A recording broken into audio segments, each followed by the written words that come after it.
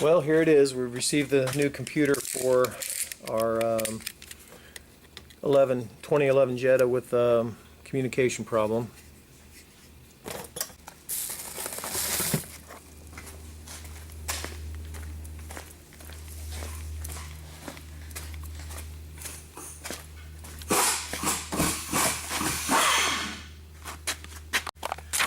Okay, I just got it hanging there, plugged in, and we'll see if it communicates.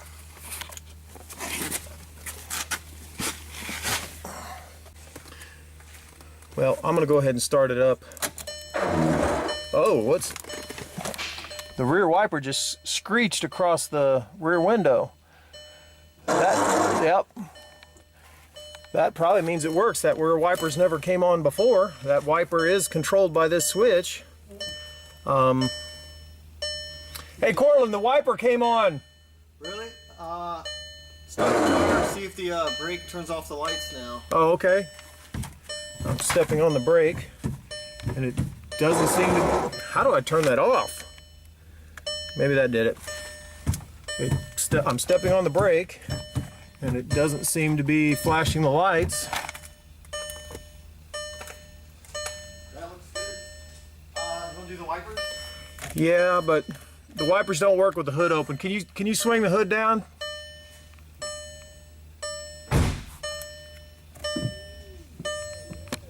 I don't know if you can hear that, but they are turning.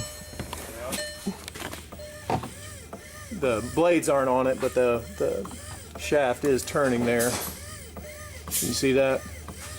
So, I think we have a fix here. I still need to plug in and see if it's communicating.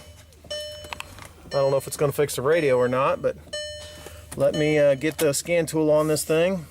Boy, this is going to make this guy happy. Let me get the scan tool on it. Okay, I got VAGCOM hooked to it. Turn the key on. And the computer's sitting here on top of the car. I don't know if you can hear that. I got the wipers on still. But we want to scan the central electric module. See if we get communication with it. Ooh, and it pulled up right away. Fault codes. There is some kind of... Ooh, there's 10 fault codes. I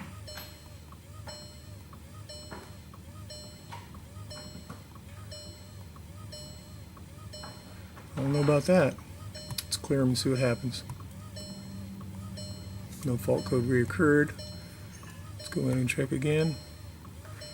Light switch. I have the light switch out right there. Okay, so that makes sense. We'll see if we can communicate with the other modules that were a problem, including the auto HVAC.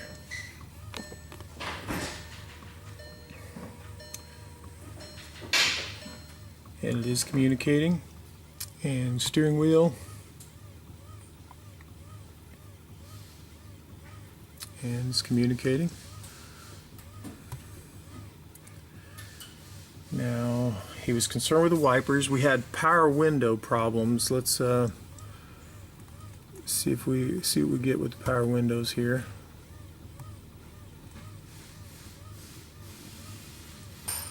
Let me see. Door electric driver. See if we can communicate with the driver's door. Yes, we can. Well, let's see if the windows work. Yes, they do. That one works. And that one works. And that one works. So I think most of his problems seem to be solved. I guess we need to check the radio and see if that works. So here I am in this car trying to make a decision on whether to put this in or not. Put this radio in.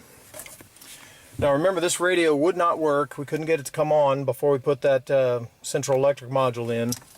The older cars, if the this adapter harness was put in incorrectly, it could fry the dealer scan tool. It doesn't fry VAGCOM because VAGCOM put a safety in there to where that can't happen. But And basically what happens is it shorts the communication wires to positive when this is wired. There's my communication wires right there. They're 2 orange wires with orange and brown and orange and green.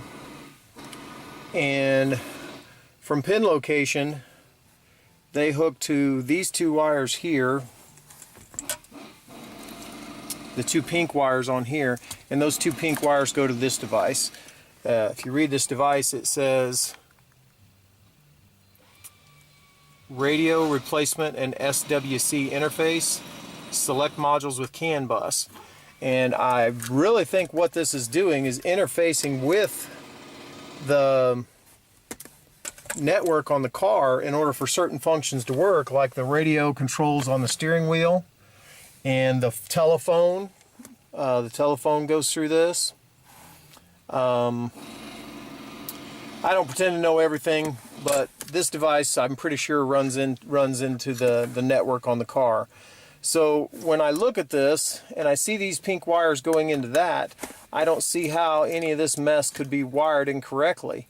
The wires from this connector go straight into this device, and I'm pretty sure that has to be correct.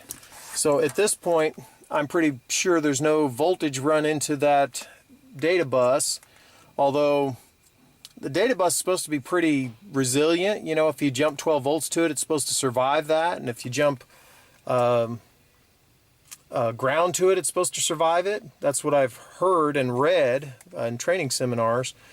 So I wouldn't think that 12 volts shorted to it would kill anything anyway. I'm still back to the theory of maybe it was jump started backwards. I'll ask him about that. But this has been to the car lot. The car lot, if I remember correctly, he did put a battery in it. Maybe he crossed the wires then. And it's been to Best Buy for this radio install, and then it's been to another shop for the wiper repair, which they didn't repair anything. They just figured out it was over their heads and basically sent it to me. Any of those folks could have tried to jumpstart this for some reason. You know, when we're diagnosing cars and working on them, we tend to turn the key on for whatever reason and forget about it, so the battery could have ended up dead, and somebody could have jump-started it, crossed the terminals, and fried that computer. So that's the theory I'm operating on, that somebody jump-started it backwards, fried the computer, and at this point, since the communication wires go into this device, I can't imagine how this thing being wired improperly could cause the computer to be fried. So I'm going to take a chance here, plug this bad boy in. Let's see what happens.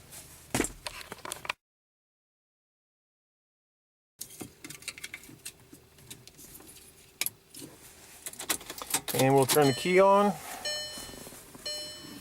And oh my gosh, look at that. The radio, it's lighting up anyway.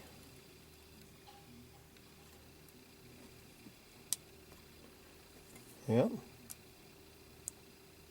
Seems to be coming on. Okay. I have to say, I think it's working. Yep, I can hear some noise out of the speakers. I hate figuring out radios. Simply dragging across it changes channels. That's interesting. Oh, I don't have the antenna plugged in. So I think the comfort control module, because something in the comfort control module communicates with the radio to actually allow it to turn on.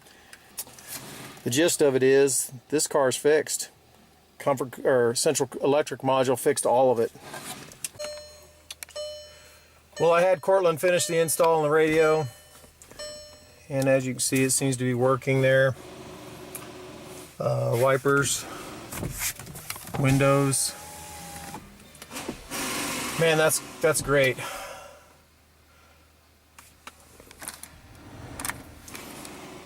That is just great. Well, another one fixed. Had a tough decision to make since I was guaranteeing that the computer was going to fix it, and it was an expensive part, but all turned out great. If you learned anything from this video, give me a like and subscribe, and be sure and visit my website at www.kansascitytdi.com.